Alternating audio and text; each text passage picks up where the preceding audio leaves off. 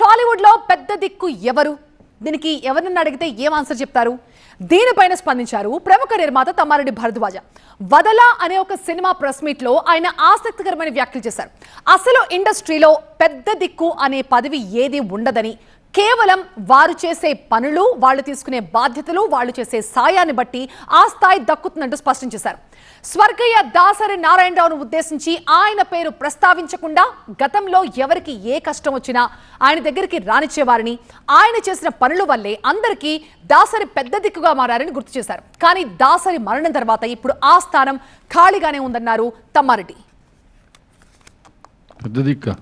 పెద్ద దిక్కు అనే పదవి ఏమన్నా ఉందా? ఇక్కడ పదవులు ఉండవు. ఇది పదవి కూడా కాదు. ఇది అంటే ఎవరికి వాళ్ళ అంటే వాళ్ళు చేసే పనులను బట్టి పెద్ద దిక్కు అవుతారు వాళ్ళు. ఒక ఆయన పెద్ద దిక్కు అయ్యాడు, ఆయన చేసిన పనుల వల్ల పెద్ద దిక్కు అయ్యాడు.